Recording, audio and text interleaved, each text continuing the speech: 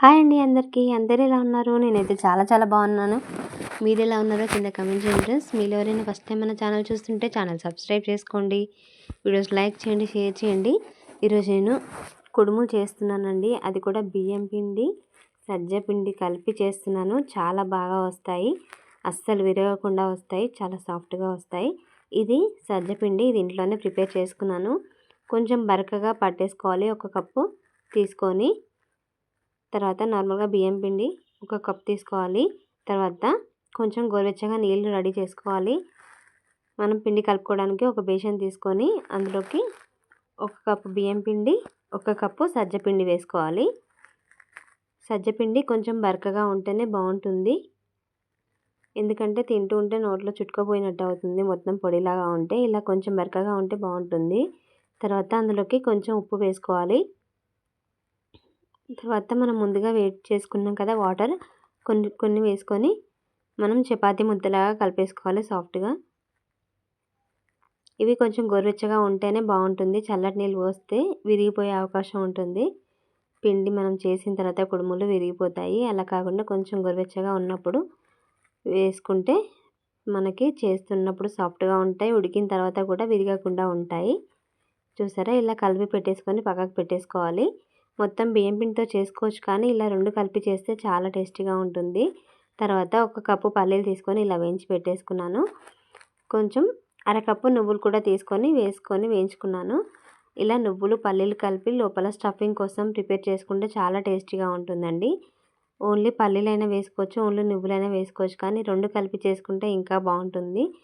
దానికి తగ్గట్టుగా ఒక కప్పు బెల్లం వేసుకోవాలి. తర్వాత ఒక 2 ఇలాచీలు వేసుకొని ఇవి మొత్తం మిక్సీ పట్టేసుకోవాలి. చూసారా, ఇలా కొంచెంగా నువ్వులు, పల్లీలు, బెల్లం తీసుకొని ఇలా ముద్దలాగా వచ్చేంతవరకు మనం మిక్సీ పట్టేసుకొని పక్కకు పెట్టేసుకోవాలి.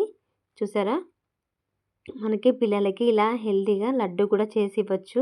నువ్వులు, పల్లీలు, బెల్లం కలిపి ఇలా లడ్డూలు చేసి పెట్టవచ్చు, అలా కూడా ఇవ్వచ్చు. అలా కాకుండా మనం కుడుములు చేస్తున్నాం కాబట్టి ఇలా పొడుగా దాంట్లోకి సరిపోయేటట్టుగా ఇలా చేసుకోవాలి ముద్దలు అనేది. ఇలా అన్నీ ప్రిపేర్ చేసుకున్న తర్వాత మనం అవి చేసుకునే ముందే ఇలా ఒక గిన్నెలో వాటర్ వేసుకొని ఇలా జాలిగంట పెట్టుకొని ఆవిరి మీద ఉడికించుకోవాలి. మీకు కావాలంటే ఇడ్లీ పాత్రలో అయినా పెట్టుకోవచ్చు. నేను ఇలా అన్నీ ఒకసారి చేయొచ్చు కదా అని ఇలా జల్లి గిన్నెలో ఉడికిస్తున్నాను. అది వేడి అయ్యే లోపల మనం అన్నీ ప్రిపేర్ చేసుకోవచ్చు. ఒక 10-15 నిమిషాలు ఉడికించుకుంటే సరిపోతుంది. ఇలా పిండి ముద్ద తీసుకొని ఇలా కొంచెం లోతుగా చేసుకొని ఆ స్టఫింగ్ అనేది అందులో బయటికి రాకుండా ఇలా క్లోజ్ చేసేసుకోవాలి. చూసారా, ఇలా అన్నీ ప్రిపేర్ చేసేసుకొని పక్కకు పెట్టేసుకోవాలి. ఇలా లడ్డూలన్నీ మనం అన్నీ ఒకేసారి చేసుకుంటే టకటకా చేసేసుకోవచ్చు. చూసారా, అన్నీ ప్రిపేర్ అయిపోయాయి. ఇవన్నీ ఇప్పుడు మనం ముందుగా స్టవ్ మీద గిన్నె పెట్టేసుకున్నాం కదా ఆవిరి కోసమని, అందులో అన్నీ సర్దేసుకోవాలి. ఇడ్లీ పాత్రలో అయితే కొన్ని సరిపోతాయి కాబట్టి ఇందులో వేసుకుంటే అన్నీ ఒకేసారి ఉడికించుకోవచ్చు, తొందరగా కూడా ఉడికిపోతాయి.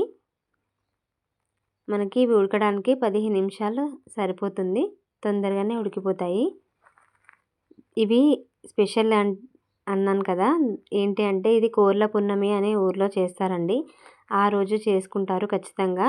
ఇవి ముందుగా ప్రిపేర్ చేసి మనకి ఇల్లు మీద వేసుకుంటారు. ఇలా కాళ్ళ సందులో తిప్పేసుకొని 3 సార్లు తిప్పేసుకొని ఇల్లు మీద వేసుకుంటారు. లేదంటే కుక్కలు వస్తాయి కదా, వాటికి కొంచెంగా వేసేసుకొని తర్వాత మనం నోరు వాష్ చేసేసుకొని ప్రసాదంలాగా తినేస్తారు. చూసారా, పర్ఫెక్ట్గా ఉడికిపోయాయి, రెడీ అయిపోయాయి కదా. ఇవి హెల్దీ కూడా అండి. పిల్లలకి మనం స్కూల్ నుంచి వచ్చాక కూడా స్పెషల్గా చేసి ఇవ్వచ్చు. హెల్దీ ఆయిల్ ఫుడ్ కాకుండా ఇలా ఆవిరి మీద చేసి పిల్లలకి పెట్టచ్చు. చూసారా, లోపల కూడా స్టఫింగ్ ఎంత బాగా ఉందో. చాలా టేస్టీగా ఉంటాయి. తప్పకుండా ట్రై చేసి పెట్టండి అండి పిల్లలకి. Thanks for watching. Bye bye.